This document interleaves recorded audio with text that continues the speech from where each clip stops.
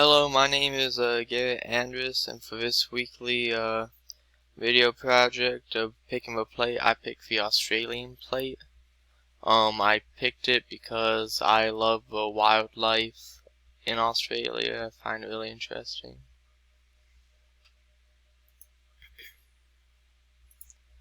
The type of lithosphere crust when it comes to the Australian plate, sometimes known as the Indian Australian plate, they sometimes get grouped together. I've seen it on too many maps.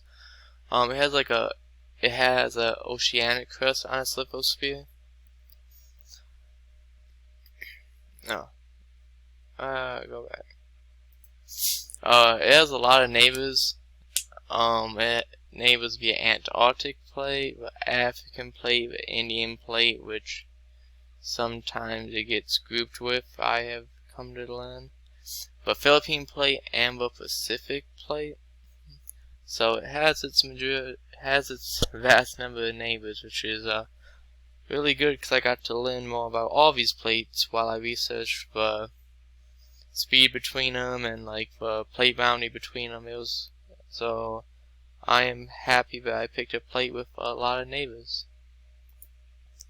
The motion between the plate neighbors for the Australian and Pacific plates, it has a convergent boundary. For the Australian Antarctic plate, it has a divergent boundary, and for the Australian and African plate, it has a transform convergent boundary. And for the Australian and Indian plate, it's a convergent plate boundary, which by this point I learned that a lot of them are just paired together, so I added that in here. But sometimes consider the same plate, even though they're different, but like the same, yeah.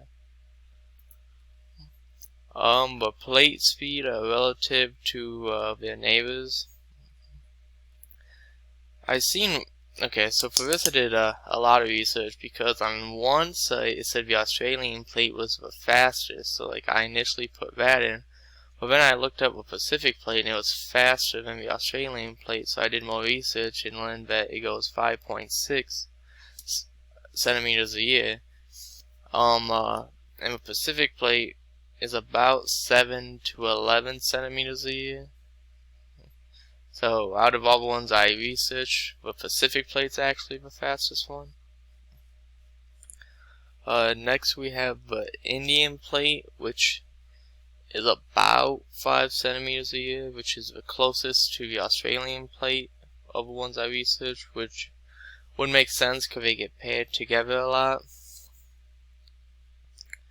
And the next one is the slowest one I researched, which is the African plate. It only moves about 1 centimeter a year. And next I have the Antarctic plate, which moves between 1.2 and 1.4 centimeters a year. So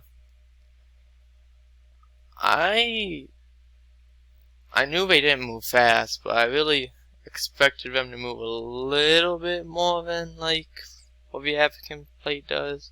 Like I expected most plates before coming in here without any prior knowledge to be like the Pacific plate, moving like 5 inches a year, but I've come to learn that most of them do not move that fast, which is interesting to know.